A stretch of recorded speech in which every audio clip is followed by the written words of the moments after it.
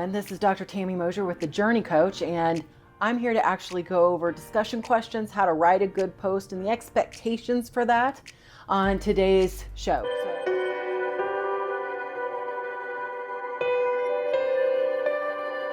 Okay, so let's get started, and let's talk about the two different parts to discussion forum. The first is your original post, and the second is your responses to others. So let's take the original response to the questions provided first. The very first thing you need to do when you get into the class in the first few days, and if you're already in a class and further along and haven't done this, you need to stop and do this now. And that's read the rubric that the discussion forums are graded with. That becomes very important. That rubric's a guideline for what the university and the creator of that course thought was important when completing discussions and what the expectations are in discussion forums. And so to ignore that means that you're really cutting out a piece of information you need. So it's important to read that rubric for the discussion forum first thing and see how it's split up, what components are pulled out as necessary. And if you look at the example I'm going to provide for you here, you're going to see that there's two main components to this. The first one is about content, and the second part is about construction. Content. Content is broken down for this example in three different ways, although it could be different for different rubrics. The first is your original and initial response. Are you thorough? Did you cover and answer all the questions asked?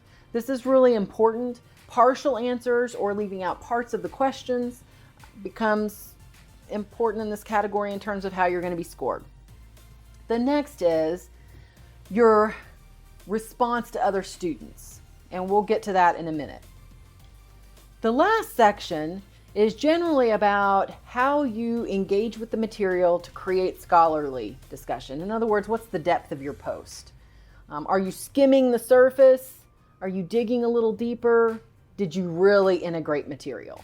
And if you're in a master's program, then we want to see some level of depth and use of material to actually support your particular evaluation or perspective on a situation. If you're in a doctorate program, the expectation is that integration and use of material is going to be much more complex, that you're really going to use that and use it to the best of your ability to support your answer to all levels of the question, and that it's going to be foundational in your response. Construction gets into kind of the nuts and bolts of the post. You'll notice here that on the example I'm going to give you, it's broken into four categories. The first is participation. Did you actually get into the discussion board and meet the requirements of discussion and participation with others? So read the instructions carefully, because it will tell you if this course requires one substantive response to another student for participation to be counted, or two, and that could vary depending on the class. So just keep that in mind when you're looking and evaluating that part. The next is organization of your material, and here's my tip for you in organization. Create headings in your post so that it's very clear how you've organized your response. And that will go a long way, especially at a doctorate level when the responses are more complex and expected to be more complex and they're longer. Make sure that you really have organized it well and it flows appropriately. And I'll give you a hint on how to do that here in a second. The next is documentation. This is about using in-text citations, having an appropriate reference list, and making sure that you've actually put every piece there you're supposed to. So here's the thing.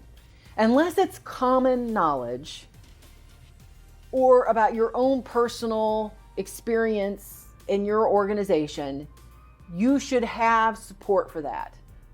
If you're talking about a theory, your knowledge of that theory came from somewhere. The textbook, a journal article, it's not common knowledge. Therefore, you need to make sure that you've got it cited. And then an appropriate and matching reference is below. This does two things. One, it's showing that you actually can use and integrate material appropriately and know how to document it according to the style guidelines that you must use.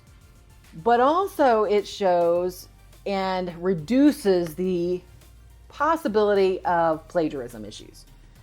If you're not citing and you're stating, then that looks it's from you. And if you're getting it from a source and aren't citing it, that's a plagiarism issue. You don't want to go down that road. Make sure you're documenting appropriately.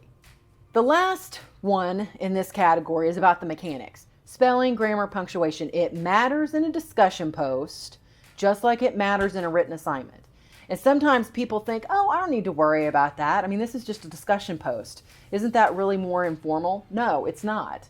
And when I look at it and I see spelling and grammar errors, which I almost always do to some degree, but when they're pretty prevalent, that's a problem with editing and appropriately looking over and rereading your post.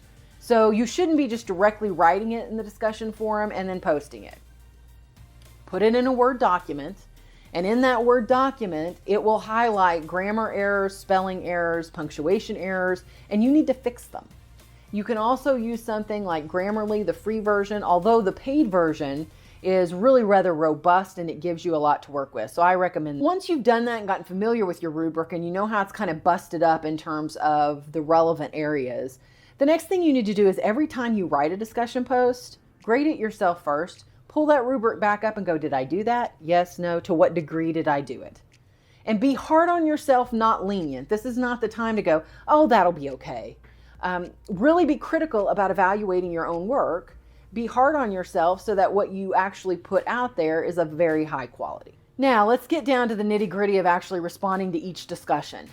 There are instructions for those discussions. You need to read it thoroughly and really understand what are the instructions for me for this particular discussion forum. And at a doctorate level, those questions are not going to be simple. They're going to be complex questions with multiple parts. Here's the tip for organization.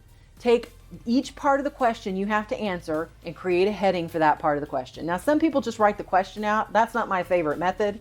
That may be how you start, you write, and then go back and go, okay, what is a 3 to 5 word heading that can go here that's a statement, not a question, that describes what this section does and connects to the question? That's more my preferred method. And so that's what I would suggest you do. You're going to have to put headings in papers anyway, and when you get to the end of your program in a doctoral program, you're going to have to come up with some of your own headings. And so they're not going to be provided for you in a template or something of that nature, except for just the broad strokes. So get in the habit of learning how to write the actual headings, but it gives a real flow to your paper. It shows it's organized, and it's organized in the way in which the professor actually wrote the question, which means it has some logic to the way it flows. Here's the other side of this. Do you really want me guessing and trying to figure out whether you actually answered that part of the question or not?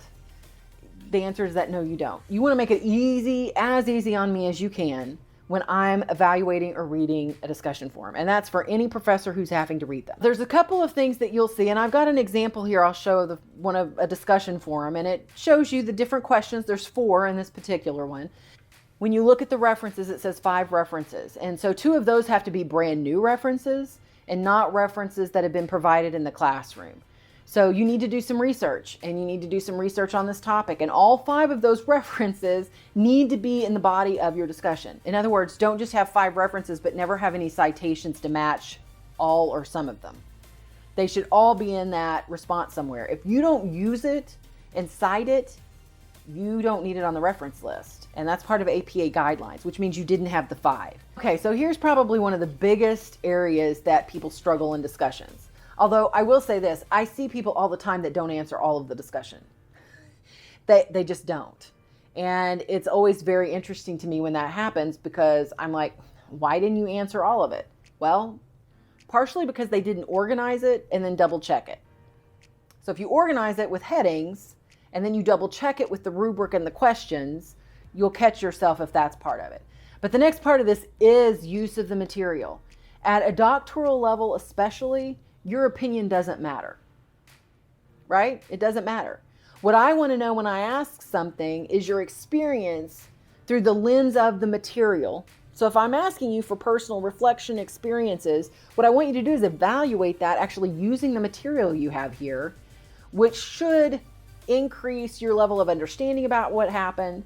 Or if you're supposed to design something, then you design it using a foundation of journal articles, research, textbook, theoretical foundations, and you go, this is what supports moving in this direction. This is what I can expect based on what I know about the theory and what I know about the context I'm putting it in. That is what we're looking for. It's depth and integration of material and use of that appropriately in your analysis. And that's a must-have. If that's not there, the depth is not there, period. So keep that in mind and make sure you're really following through with that and integrating appropriately. Okay, so let's move on to one of the areas I think really that's more of a struggle for most than the original post, and that's the responses to other students and how to approach that. So let's just talk pragmatic tools that I used as a student, because as a student, you really, as a working adult who probably has a full-time family life as well, and you're going to school full-time, you only have so much time for the schoolwork. And often when you have discussion posts you have due, you also have papers you have to write at the same time. And those can be anywhere from 5 to 10 pages to 25, 30 page papers. And truth be told, you can't spend 5 hours a night trying to deal with 20 people's original responses in a discussion forum. Here's how I approached it. Every week, I would scan through and look for, and I'd scan until I found the first one that really grabbed my interest. And I thought, oh, that's an interesting perspective. It made me think, and I understood because their writing was good.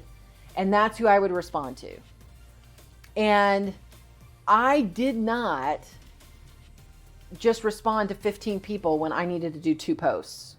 I did 2 posts and then I followed those posts. And when I got a response back, I responded. And then I monitored my original post and responded back to people who responded to me. That is a lot in and of itself. You don't have to put 15 posts out there for participation, unless that's the participation requirements. And truth be told, when I have people that do that, usually none of them are substantive. None of them meet the actual requirements for participation.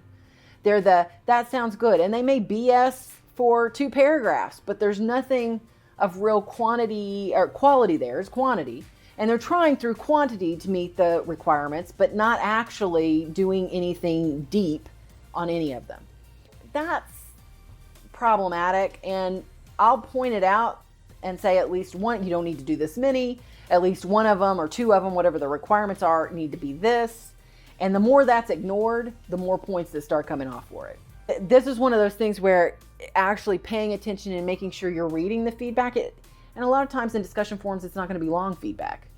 You're not going to have to spend a great deal of time to say, oh, that's where the problem was, that I need to pay attention. And even if you're getting a perfect grade, you should still go read the feedback. What does substantive mean? It means that you're really doing one or more of these 3 things. First is you're building on what's already been said by the person who posted the original post. And you're taking what they said and really adding another really relevant component to it. The second thing is you're adding a new perspective or insight. So you're like, you know what, I'm in a different industry. And so that situation in my industry, because of the different context, that theory would play out in application in a different way. What do you think about that? Or 3, you're seeking clarification. So it could be, I understand this theory and I understand your context, but if I think about this, this, and this, I'm not sure it would work the way you described. I think it would look more like this. Now, the I would go, because material is what I would use. What are your thoughts on that? If the context shifted in this way, what would you think would happen? So I'm seeking clarification on something. Those are really the 3 main things for substantive posts you're trying to do. You want to learn and you want to engage. Now, this comes down to kind of the nitty-gritty, and this is the monitor component. So you go through, you do your posts, you've done yours, you've responded to others, you've got your minimum of, substantive responses. You need to go back, and usually what I would do is whatever the last day of that discussion forum is, earlier that day I'd go in and I'd look to see on my post, my original post, who's responded to me and if they had any questions for me. And I'd respond back there. Then I would go to where I responded to others and go, did they respond to me? And ask me any questions, give me that clarification. Do I need to respond back to them? That is plenty for you to be looking at, worrying about, and actually doing in that form. And if you do that well, you'll earn full points. And that's what you want to do. You can have a sloppy original post that has problems in content, use of references, APA style, the mechanics, the documentation, and you're not going to score well there. And you can post 15 responses to other people and not one of them is substantive, and you're going to lose points there. It would be much better to be very concentrated on doing a great original post, grade it yourself, fix it, post it, and then really find a couple of others to respond to that you want to really engage with, and focus on those and monitoring those posts throughout the week. So this is kind of my overview on how to approach the discussions and what's important in terms of substantive content. Now, I'm going to pull up a few examples here and kind of walk through those examples, as well as you've already seen some of those examples pop up as I was talking. I'm going to pull in some examples here, but we're not going to get into the specifics. I want you to look at the broad strokes. Okay, here you can see they start with "thank you for sharing," and really kind of restating what the person has already done. But then they go down into, this is what the material says, and let's take a look at this, and now let's discuss what you had to say. Now in this next one, you can see that they have really kind of talked about the topic, gotten interested in that, then they pull in material, they move on and quote something back from the post that they are responding to, and then they ask a question at the very end. This example does the same thing in many ways, right? It starts with, your post is interesting. I really enjoyed reading this. And there's material to back up what they see in that other person's text. And so as you move down through this, you can really see how they build on what has already been said and what the post they're responding to had to say. This post actually is the last one I wanted to point out, because this is a response back to a student. This person had done the original post, and now they're responding back to someone's post to them. So they're actually answering the questions that were asked and saying, yeah, I think this is really interesting too, and I appreciate your perspective. So this is a useful response back. So I really hope this was helpful for you. If you have any questions, post them below the video. If you need other information, let me know. And I really wish you well this week in your program and in your reading and your writing.